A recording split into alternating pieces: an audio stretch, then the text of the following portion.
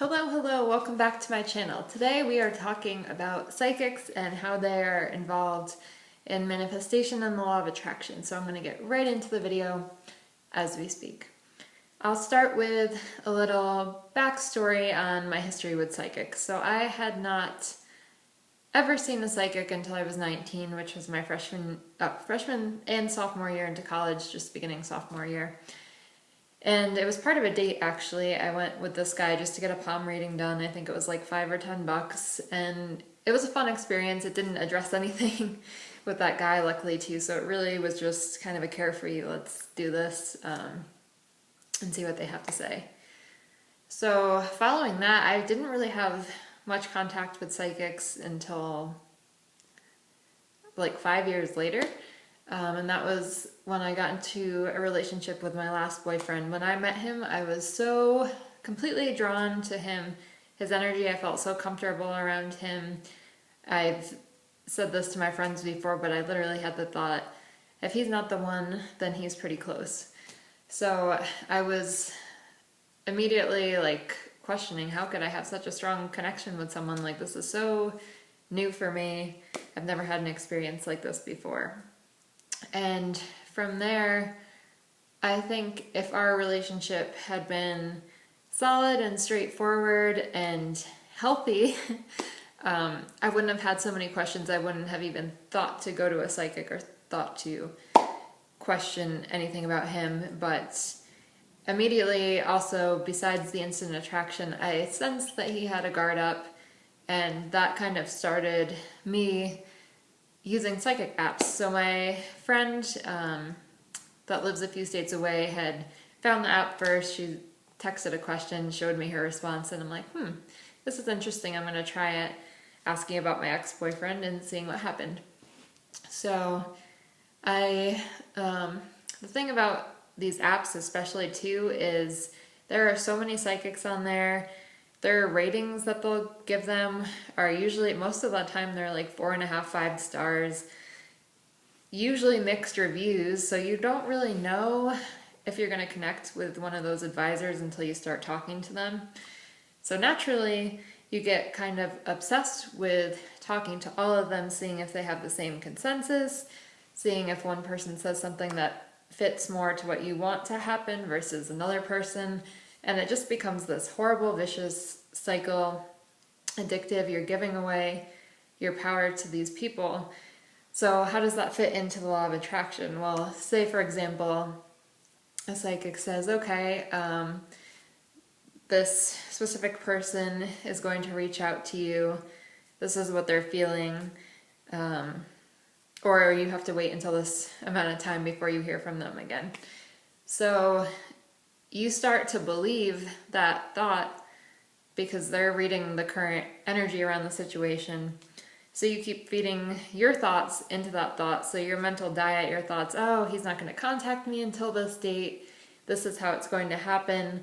You're almost trying to manufacture the how, the when, and the why, which is what the universe is great at doing and is supposed to do for you.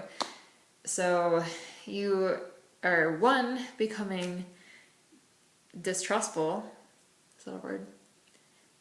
You're becoming less trusting of the universe to give you what's best for you or what you want, and you almost try to start forcing outcomes to how you want them to occur.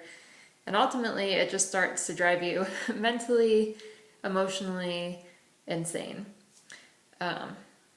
So if you had never talked to a psychic and you wanted to repair a relationship with somebody, you could follow the Neville Goddard standards and start using your mental diet and say, this person loves me, this person wants to be with me, this person is talking to me every day, speaking in the present, even if they're not doing that presently.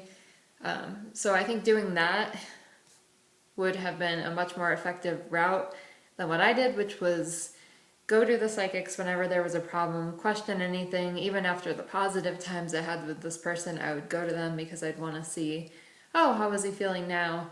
And it was very much, even as I'm talking about it, I can kind of feel the energy inside of me again. It was very anxiety producing, obsessive, low vibrational. And needless to say, things ended in that relationship. Very difficult for me to get over, especially given the strong connection. And right after the breakup, you know, I would ask psychics these things and they would all say different answers. So even some of them that had initially said, oh, it's going to work out, you guys are long term, started to change their minds.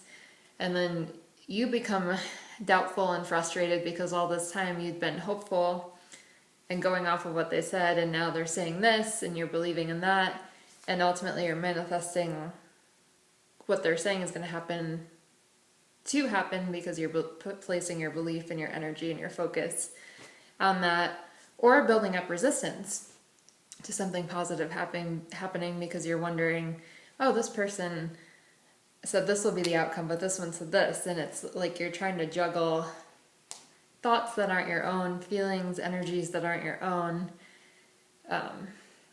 rather than just sitting down, meditating, being in tune with yourself, and even just focusing on healing your own growth, things that are much more beneficial in the long run.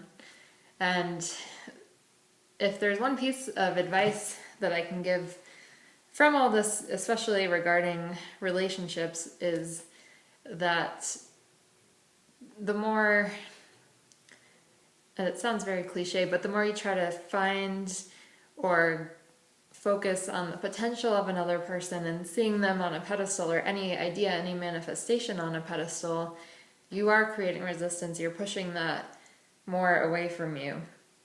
And the best thing you can do is focus on maintaining love and respect for yourself, following your goals, following your passions, healing anything in the past that you haven't worked through, so that you don't become codependent in the relationship or through these apps and talking to psychics and talking to other people and letting those outside sources be your answer to the questions that you're having. So, besides just all of the energetic issues, it was also a crap ton of money spent. Some of these psychics will charge per minute, but with the text questions, it would be like $3.99 per question. And sometimes they do bundle deals, so you can buy multiple questions and it'll be cheaper. But I would be terrified to look at and imagine how much I spent talking to these psychics, probably hundreds, if not into thousands of dollars. And I can say I'm not the only one who has made that pitfall. So ultimately, everything is up to you. The one positive I would say about the psychic apps is, I think, a positive, oh my gosh, repeating that. I think a beneficial thing that I got out of it was when I talked to them about something else, like spiritual development, meditation, sometimes even life path or things to focus on, spirit guides. It just kind of expanded my overall spiritual awareness and where I could go to grow and even develop my own psychic or intuitive abilities. Or even psychics that would give me advice and to say, you know, speak your truth and try to give me the power back rather than me giving it to the other person in the relationship. So that was my experience. Please tell me if you've had any similar, differing experiences, either through an app, phone service, in person. I'd be really interested to hear your thoughts, and leave video suggestions in the comments below as well. That is all. I will talk to you guys later.